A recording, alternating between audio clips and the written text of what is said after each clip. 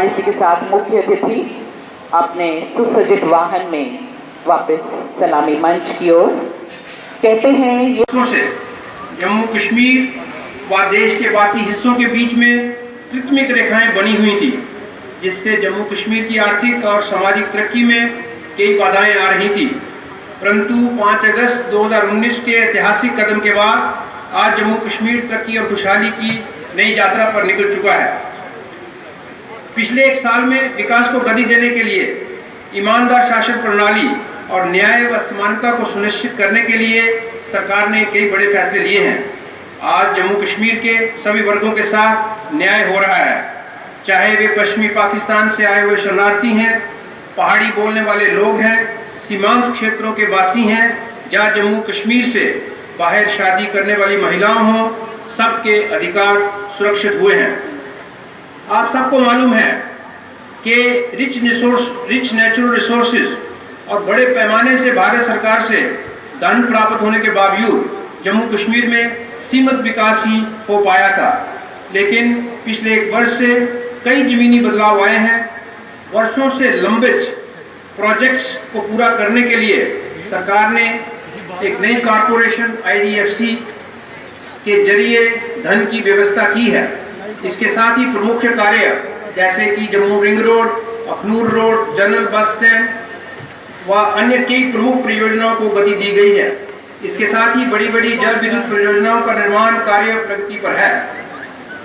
वर्षों से लंबित शाहपुर कंडी और उच्च सिंचाई परियोजनाओं का समाधान कर लिया गया है।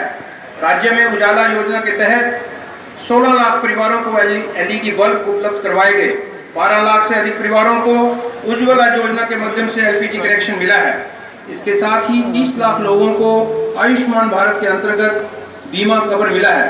प्रधानमंत्री जी के विकास पैकेज की इम्प्लीमेंटेशन ने जबरदस्त गति पकड़ी है। कोविड-19 महामारी के चलते हुए शिक्षा में हुई क्षति को पूरा करने के लिए शिक्षा विभाग ने बड़े पैमाने पर ऑनलाइन क्लासेस के माध्यम से बच्चों तक पहुंचने की सराहनीय कोशिशें की हैं।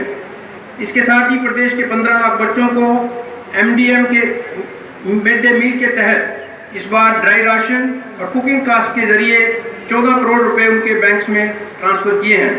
शिक्षा को स्ट्रेंथन करने के लिए केंद्रीय right to education act Jammu Kashmir में लागू हो गया है। साथ ही में साथ एक नई ऑर्गेनाइजेशन SCRT की स्थापना की जा रही है। शिक्षा के क्षेत्र में बड़े बदलाव आने वाले हैं। इस आने वाले समय में राज्य में शिक्षा और मेडिकल क्षेत्र में इन्वेस्टमेंट्स को अट्रैक्ट करने के लिए काफ़ी प्रयास किए जा रहे हैं। युवाओं के लिए रोजगार के अवसर बढ़ाने के लिए भर्ती प्रक्रिया को फास्ट ट्रैक किया गया है, जिसके अंतर्गत 11,000 पदों को भरने का कार्य शुरू हो गया है।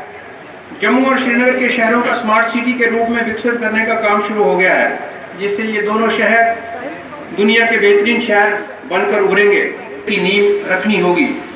जम्मू कश्मीर में जो समानता और विकास का एक नया सफर शुरू हुआ है, उसको मंजिल तक जल्दी पहुंचाने के लिए हमारे माननीय उपराज्यपाल जी ने एक रूपरेखा तैयार करी है, जिसकी घोषणा आज वो स्वयं माननीय राज्यपाल जी श्रीनगर में कर रहे हैं।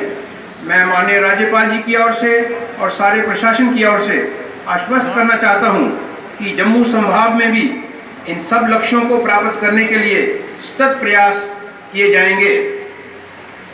आज के शुभ अवसर पर एक बार फिर प्रदेश की जनता को मैं 74वें स्वतंत्रता दिवस की शुभकामनाएं देता हूं। जय हिंद। अग्रसर होंगे, चाहे हमारे किसान हैं, चाहे हमारे ये युद्ध स्मारक है, उन शहीदों की याद में, उन रणबंकरों की याद में, चाहे उनका ताल्लुक भारतीय सेना से है, हमारे सिक्योरिटी फोर्सेस से है, या जम्मू कश्मीर पुलिस से, जिन्होंने जम्मू कश्मीर के आवाम की सालमियत के लिए अपना सर्वोच्च बलिदान दे दिया।